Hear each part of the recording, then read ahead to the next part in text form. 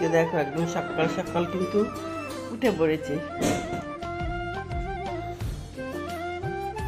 এই দেখো একেবারে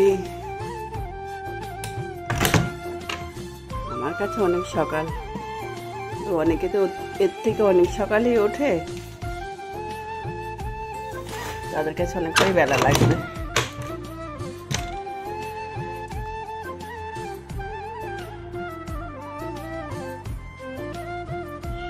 কাছের জানালা বলেই কিন্তু না এতটাই আলো, মানে সকালে সকাল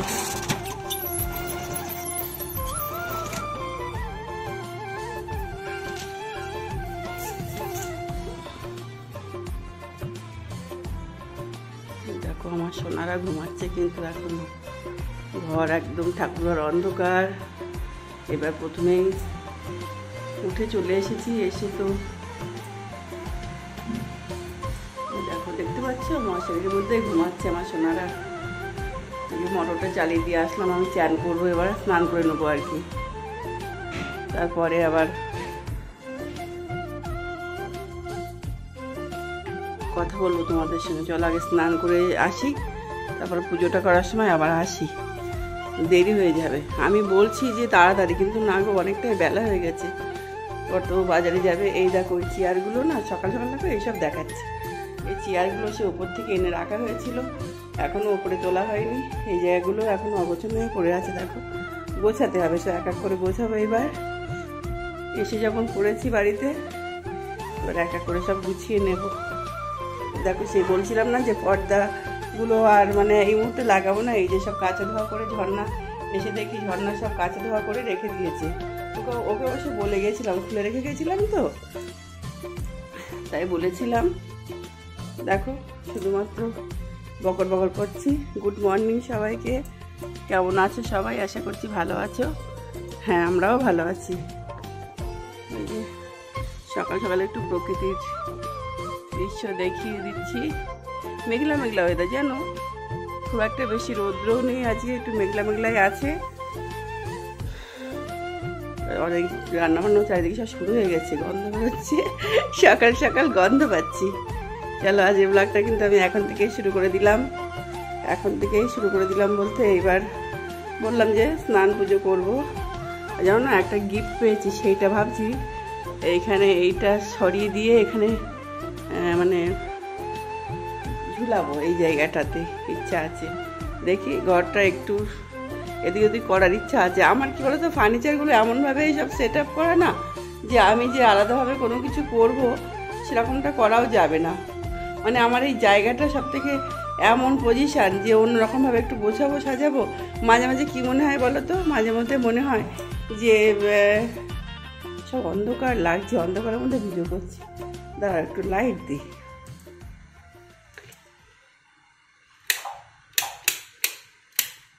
হচ্ছে মাঝে মাঝে কী মনে হয় বলো তো, মাঝে মধ্যে মনে হয় যে ঘরগুলো যদি একটু পাল্টাপাল্টি করা যেত, মানে এদিক ওদিক ফার্নিচারগুলো ডেকোরেশন চেঞ্জ যেটা বলে, সেটা যদি করা যেত না খুব ভালো লাগতো। কিন্তু সে তো উপায় নেই, আমার এইভাবেই সব করা আছে। আর মানে ডেকোরেশন আমি পরিষ্কার পরিচ্ছন্ন করলাম, এই ফুলের জায়গায় ওই ফুল দিলাম, কিন্তু আমার অন্য কিছু করা যাবে না। চলো এখন আর বকর ফালতু বকর না করে আগে গুছিয়ে আসি, কোনো কাজকর্ম হবে না এইভাবে। এখানে লাইট জ্বালিয়ে দিলাম। চলো আগে স্নানটা করে আসি। তুই সকাল থেকে ভুলভাল বকছি। তারপর কিন্তু একেবারে স্নান সেরে চলে এলাম ছাদের ওপর। এসে মানে দেখলাম তো বেশ অনেকটাই ফুল ফুটে গেছে, তাই ভাবলাম তোমাদের সঙ্গে একটু শেয়ার করি। অনেক দিন তো সেভাবে ফুল বেশি একটা ফোটেও না, আর তোমাদেরকে দেখানোও হয় না, ওই অল্প দুই একটা করে ফোটে। আর আজকে বেশ দেখলাম অনেকগুলোই ফুটেছে, বেশ অনেকটা। যা ফুটেছে মোটামুটি আমার পুজোর ফুল হয়েই যাবে। এদিকে সাদা ফুলের একটু অভাব ছিল, এই কদিন ফুলটুসির মা আবার দিচ্ছে, তার জন্য আর সেই অভাবটাও পূর্ণ হয়ে গেছে। গতকালের ভিডিও দেখে মানে আমি ভিডিওতে বলেছিলাম সাদা ফুল গাছটার মানে সাদা ফুল আমার নেই, তাই আমার জয়াবন মানে জয়াপদের জয়াস ওয়ার্ল্ড টুম্পা দেখি কমেন্ট করেছে যে এবারে দেখছি সাদা ফুলের গাছ একটা নিয়ে যেতে হবে। না গো, বনু আনতে হবে না, কারণ আমাদের অলরেডি বলে এসেছে যে যেখান থেকে আমরা গাছ নেই বলে এসেছে একদম বড় সড়ো দেখে গাছ দিতে, সাদা ফুল গাছ, যাতে এক্ষুনি আমি ফুল নিতে পারি, পুজো দিতে পারি আর কি। তোমাকে আর অত কষ্ট করে অত দূর থেকে বয়ে আনতে হবে না গো। যে গাছটা দিয়েছে অনেকটাই ভালো হয়েছে, এবার দিন তোমাকে দেখাবো গাছটা ভিডিও করে, যে ভিডিওর মাধ্যমে আর কি দেখিয়ে দেবো কেমন হচ্ছে হয়। এই না ছোট দিয়ে আসিনি। এবার যাই হোক, তার মধ্যে একটু কথাও বলে নি না। দেখো ঠাকুরঘরে কিন্তু চলে এসেছি, আগে থেকে মুছে রেখে গিয়েছিলাম, সোনাকে জাগিয়েও রেখে গিয়েছিলাম। এবার মানে গোছানোই আছে, এবার গিয়ে পুজোটা করলেই হয়। আর তারপরে তো দেখো আমার সোনাকে এবার স্নান সারতে হবে। এই দেখো চলেও এসেছি স্নান করানোর জন্য। সোনা বসে গেছে জলের মধ্যে, অনেক গরম, সেই জন্য সোনাকে ভালোভাবে একটু স্নান দিতে হবে আজকে। জানো তো মেয়ের ওখানে গিয়ে না সেইভাবে স্নানটা একটু কম করাতাম, একটু ঠান্ডা ঠান্ডা ভাব ছিল, সেই জন্য অল্প জলেই স্নান করাতাম। 2 ভাই ছিল এতদিন, খুব মনটা খারাপ বাবুর আমার।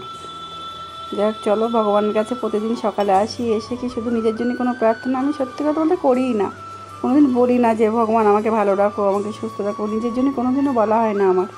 এই যে শুধু বলি যে, তাই যে শুধু স্বামী সন্তানের জন্য বলি সেটাও না, শুধু বলি সবার মঙ্গল করো ভগবান, সবার সুস্থ রাখো, ভালো রাখো, সুস্থ রাখো, সবাইকে অন্তত বাঁচিয়ে রাখো, সুস্থ রাখো, এইটাই বলি প্রতিদিন, এই একই কথা বলি। আর আমাকে ঝর্ণা বলে, কি বলেন দিদি ওখানে বসে বসে, আমি গোপালকে বলি, সর্বভগবানকেই বলি। যাই হোক চলো কথা বলতে বলতে কিন্তু ভগবানের পুজোটাও আমার শেষ হয়ে গেল না, মানে কমপ্লিট হলো। কী যে কথা বলি মাঝে মাঝে। যাক পুজোটা কমপ্লিট করে ফেললাম। আজকে না ভাবছি ওই যে জিনিসগুলো কিনেছিলাম সেইভাবে অনেক জিনিস তো কিনতে পারিনি, যেটুকু কিনেছিলাম তোমাদেরকে দেখাবো, সেই জন্য আর অন্য ভিডিও খুব একটা দেবো না।